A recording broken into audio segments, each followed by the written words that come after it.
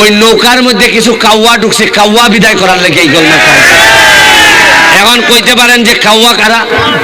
কাউয়া হইল নামে কয় শেখ হাসিনা, নামে কয় আওয়ামী লীগ, আর কামে বাগানবাসীর 5,000 টাকার থেকে 2,000 মাইরা দেয়।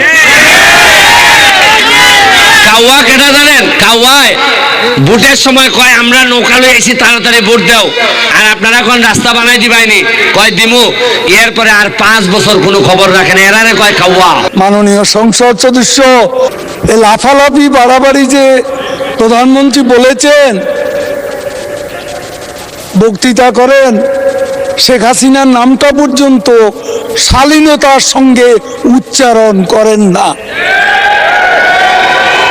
করেন হাসিনা হাসিনা, আমরা ছাড় দিচ্ছি, কিন্তু মনে রাখবেন বাড়াবাড়ি করলে ছেড়ে দেব। মাননীয় সদস্য জনাব সৈয়দ সাইদুল হক হবিগঞ্জ 4 সম্পূরক প্রশ্ন। কালকে আপনারা ফেসবুকে দেখছেন নি 100 কোটি টাকা, 196 কোটি টাকা মাইরা 2 বেটি জায়গা কানাডা কোর্টলে আইছে। আমি ভিডিও অন করিয়া কইছি ওই যখন বেটি 2টা টাকা লই জায়গা, একদিনে 80 লাখ মানুষে দেখছে। ওই ওসি আছে একলা রমনা থানার, আর ঢাকা শহর ওই সম্পদ কেউ মারতে না এর বিরুদ্ধে। আমি গিয়া কাগজ লিয়া গিয়া হয়েছে, আমি ওসির বিরুদ্ধে দাঁড়াইছি, তার তদন্ত হোক, তার যদি সম্পদ পাওয়া যায় তার জেলে দেওয়া হোক। বাধ্য হয়েছে দুদক, দুর্নীতি দমন কমিশন আমার অ্যাপ্লিকেশনের উপর নিতে। আমার এই ওসি এমন কোনো ভাবে নাই তদবির করছে না, প্রেসার পর্যন্ত আমারে দিছে।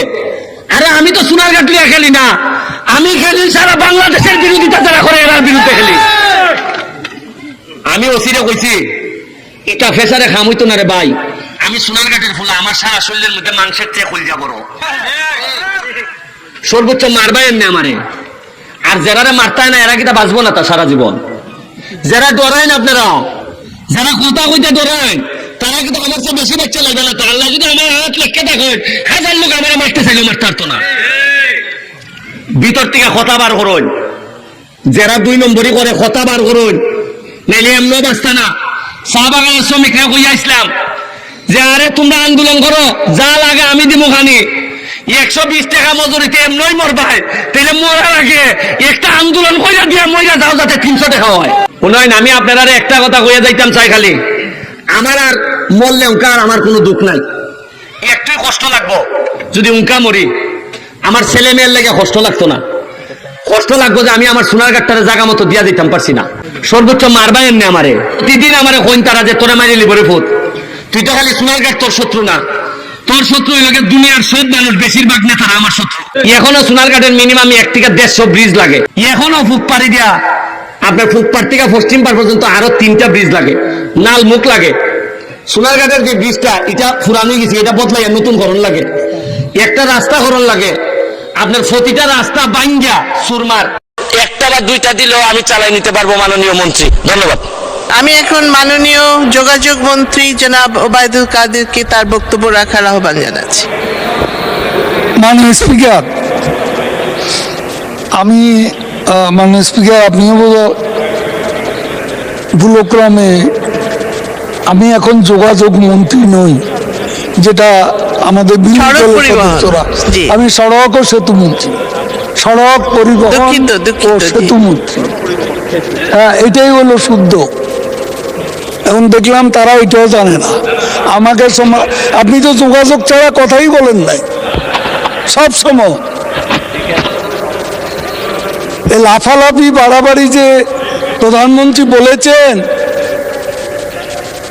বক্তৃতা করেন, শেখ হাসিনার নামটা পর্যন্ত শালীনতার সঙ্গে উচ্চারণ করেন না। করেন হাসিনা হাসিনা, নেতা আন্দোলনের নির্বাচনের খেলা হবে এমনি বলিনি। মাননীয় সংসদ সদস্য, ভারতে পশ্চিমবঙ্গে যে নির্বাচন হলো, যে নির্বাচনে মমতা ব্যানার্জি বিপুল সংখ্যাগরিষ্ঠতায় জিতেছেন, সেখানে মূল স্লোগান ছিল খেলা হবে। কি আমি ভুল বলেছি? সেখানে শুধু মমতা ব্যানার্জি না, নরেন্দ্র মোদীও খেলা হবে দুর্নীতির বিরুদ্ধে, সন্ত্রাসের বিরুদ্ধে, এগুলো বলে বক্তৃতা করেছে। এটা কোনো হালকা বিষয় না। রাজনীতিতে এই পলিটিক্যাল হিউমার আছে, তো পশ্চিমবঙ্গে তো কেউ বলেনি এ কথা। আর আমি কালকে বাড্ডা 2 লাখ লোকের সামনে বক্তৃতা করছি, সারা মাঠ খেলা হবে বলেছে। তাহলে জনগণ তো এটাকে অপছন্দ করছে না, আপনি কেন করছেন? আপনার ভালো লাগে না, আপনি বলবেন না।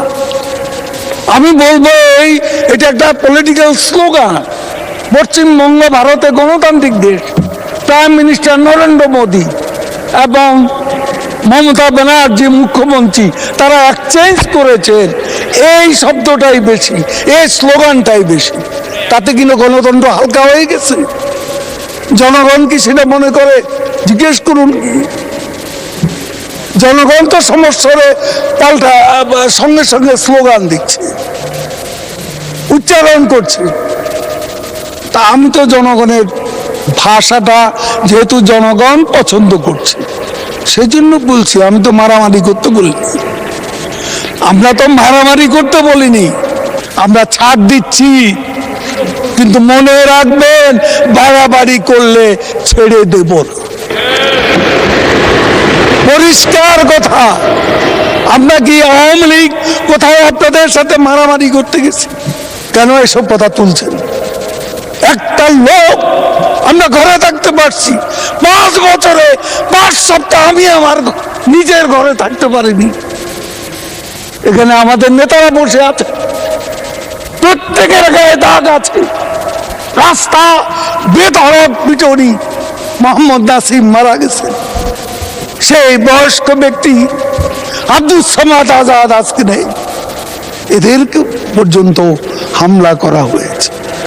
বাড়ি ঘরে থাকতে পেরেছি আমরা, সেটার বিরুদ্ধেই খেলা হবে। জয় বাংলা, জয় বঙ্গবন্ধু। ধন্যবাদ মাননীয় সড়ক পরিবহন ও সেতু মন্ত্রী জনাব ওবায়দুল কাদের, আপনাকে অসংখ্য ধন্যবাদ।